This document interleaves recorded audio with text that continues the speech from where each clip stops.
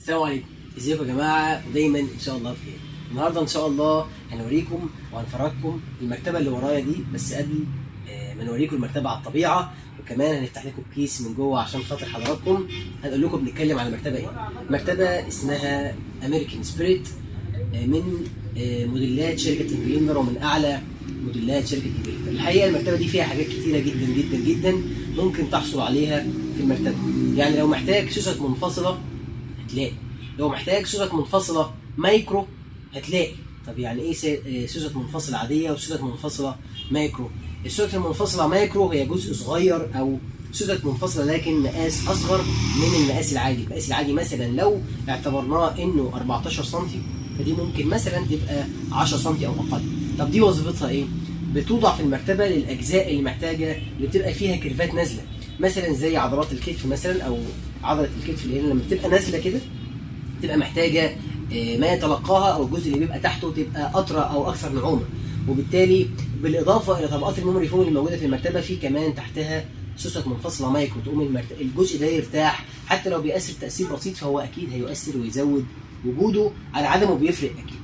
يبقى سوست منفصله ارتفاع عالي، سوست منفصله ارتفاع مايكرو اصغر.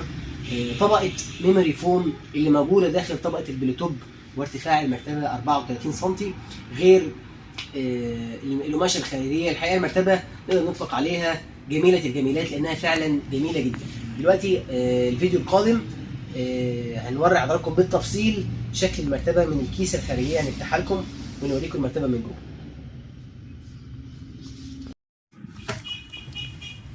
اهلا بيكم. حاليا يا فندم بنفرج حضراتكم، بنوري حضراتكم موديل امريكان سبيريت على الطبيعه. الحقيقه الموديل جميل جدا جدا جدا بصراحه من اجمل المراتب اللي شفتها في حياتي عامه. من اول ما اشتغلنا في المراتب مرتبه جميله جدا جدا جدا زي ما حضراتكم شايفين. من الخارج القماشه شكلها شيك قوي قوي قوي. ارتفاع المرتبه 34 سم، سوست منفصله وطبقه بلوتوب بها ميموري فوم.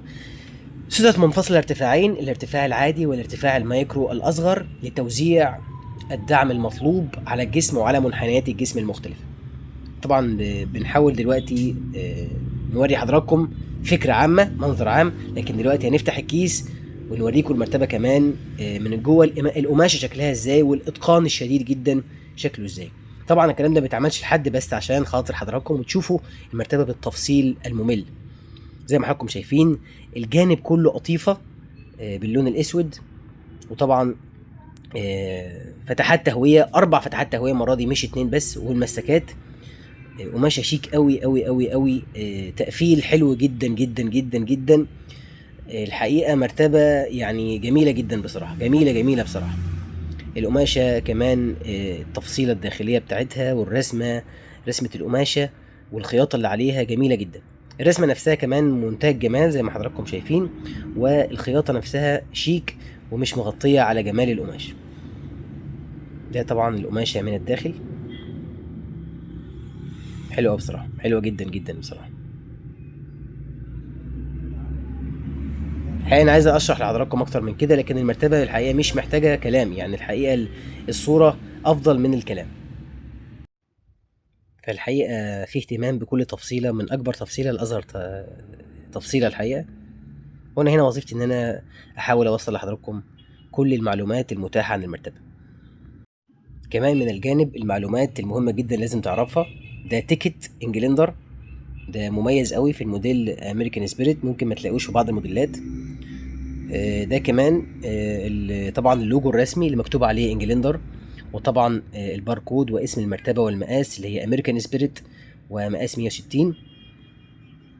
كلمة اسم الموديل امريكان سبيريت، والمكونات هي بوكيت كويل ومايكرو بوكيت كويل وطبقة ميموري فوم اللي هي جزء داخلي لطبقة البلوتوب.